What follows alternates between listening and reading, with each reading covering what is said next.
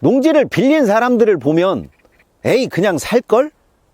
이런 생각하시는 분도 있고, 농지를 소유한 사람들은 조금만 힘들면 그냥 처음에 빌려서 영농 경력을 쌓을걸, 이렇게 생각하시는 분도 있더라고요.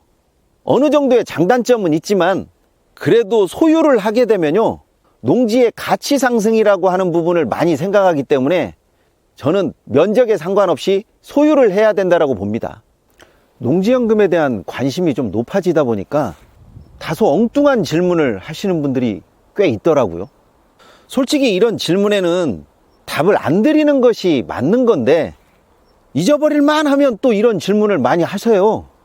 이런 것은 어떻게 보면 개인의 여건에 따라서 다른 것인데, 이런 질문을 정말 심각하게 고민하시는 분들이 있더라고요. 농지연금을 위해서 농지를 지금 구매하는 것이 더 나은 것인가? 아니면 농지를 빌릴 것인가? 사실 농지를 빌린다는 것은요, 소유에 대한 부담감을 조금 떨칠 수는 있지만 장기적으로 보면 그래도 농지를 사는 것이 더 낫다고 봅니다. 그런데 이것은 개인의 여건에 따라서 농지를 빌리는 것이 더 낫다라고 판단되면 빌리는 것이 더 나은 것인데요, 농지를 빌렸을 때의 이득은 가장 높게 생각했을 때 영농 경력을 확보하는 것, 그거 이상은 되지 않거든요. 하지만 농지연금에서는 영농 경력 5년까지 필요하다, 이것은 있을 수 있지만 농지연금에게 꼭 필요한 담보농지는 있어야 되잖아요. 제가 이제까지 농지연금을 준비하는 사람들을 꽤 여럿 봤는데요, 준비하는 사람들의 특징을 보면 농지를 먼저 취득하고 영농 경력이라든지 농업인이 되는 사람들은 제가 꽤 많이 봤어요. 하지만 농지를 빌리고 다시 농지를 취득한다는 것은 의외로 의지가 강하지 않으면 그렇게 잘 안 되더라고요. 또 쉽게 된다고 하시는 분들도 결국에는 처음에는 농지를 빌리는 것에 주안점을 갖지만 결국에는 소유로 갈아타더라고요. 일단 장단점이 분명하게 나와요. 첫 번째는 농지를 빌렸을 때는요, 이 경쟁이 일단 만만치 않아요. 온비드에서 3월까지 농지 대부가 많이 나오는데 이때 금액을 보면 굉장히 높아요. 보통 감정 금액이 30만 원이다 라고 하면 100만 원을 훌쩍 넘기도 하고요.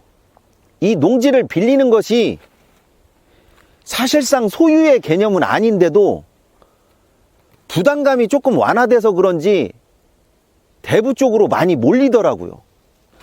농지를 빌리는 것이 그렇게 간단한 일이 아니에요. 농지를 빌려준다라고 하면 그 농지가 얼마나 생산성이 있는 농지겠어요.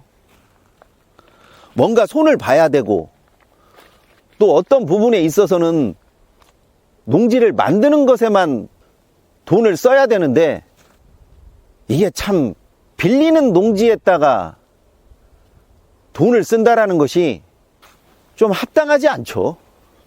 그러다 보니까 좀 저렴하게 농지를 취득하시려고 하는 분들도 많이 늘어납니다. 농지를 저렴하게 취득한다라는 것이 말은 간단해요. 근데 싼 농지는 싼 농지만큼의 이유가 있어요. 어떤 부분에 있어서는 농지를 만드는 거, 아니면 농지 유지를 하는 것에 비용이 오히려 깨지는 그런 부분도 있을 수 있고요.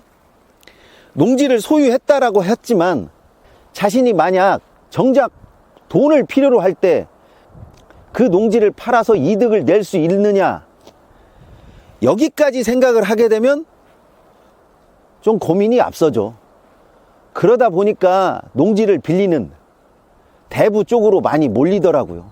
농지은행에서도 농지를 빌려주기는 하는데요, 이것도 우선순위가 있다 보니까 솔직히 농지를 처음 빌리시는 분들 같은 경우에는요, 그 차례까지 돌아오기가 힘들어요. 그것을 알면서도 금액적으로나 아니면 심적 부담감으로써 조금 자유로워지려고 농지 대부 쪽으로 처음에는 많이 생각을 합니다. 그런데 의외로 농지를 저렴하게 취득하려고 하는 부분을 찾다 보면요, 경매나 공매에서도 의외로 저렴한 농지가 꽤 많이 있어요. 한 번에 농업인이 되고 한 번에 영농 경력을 쌓으려고 하는 면적이 넓은 농지는 그렇게 쉽게 눈에 띄지는 않지만, 농지를 조금씩 모은다라고 생각을 하시면 이런 부분에서도 조금 자유로울 수 있어요. 저는 어찌되었건 본인이 해결할 수 있는 그런 농지는 면적이 크던 작던 소유해야 된다라고 봅니다. 그러다 보면 농지의 특성도 좀 알게 되고요, 농지를 어떻게 해야 가치 상승이 이루어진다라는 것을 좀 알게 되죠. 물론 아무것도 모르는 상태에서 농지를 취득한다라는 것은 엄청난 부담감이에요.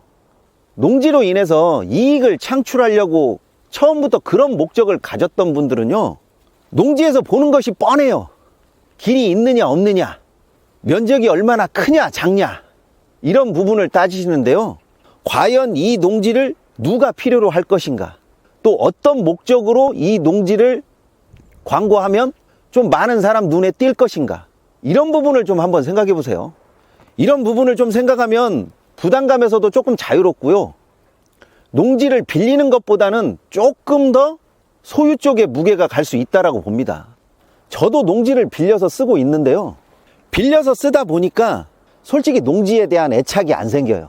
1년에 얼마 내면 빌려준다라고 생각하지만 이 빌리는 비용이 떨어지지 않아요. 조금씩 올라가다 보니까 한 3년 정도 빌리면 에이, 차라리 한번 살까? 이런 생각도 다 가지게 되더라고요. 그래서 농지를 빌리는 쪽으로 생각을 하셨다라고 하면 자그마한 농지를 나누어서 소유하는 것도 한번 생각해 보시고요, 농지를 소유한다라고 하면 그 농지를 과연 내가 적정한 가격에 매입하는 것인지, 또 농지의 가치 상승을 본인은 어떻게 만들어낼 것인지, 이 생각도 한번 해보세요. 농지에 관한 것을 물어보시는 것은 좋은데 이상한 꼼수 같은 것을 물어보시는 분들이 있어요. 원상복구 명령이 떨어졌는데 원상복구 안 하는 방법, 농지 처분 명령이 떨어졌는데 그냥 슬쩍 넘어가는 방법. 아니, 그런 방법을 제가 어떻게 알려드릴 수가 있어요. 설령 그런 방법이 있다고 하더라도 그걸 쉽게 건네줄 수는 없죠. 얼굴 한번 보지 않고. 농지연금에 대한 이론 자료를 제가 100페이지 넘게 정리를 했습니다.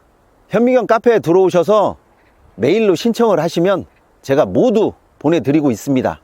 한번 보시면서 궁금한 사항은 다시 질문을 주세요. 그러면 거기에 대한 답변은 충실하게 해놓겠습니다.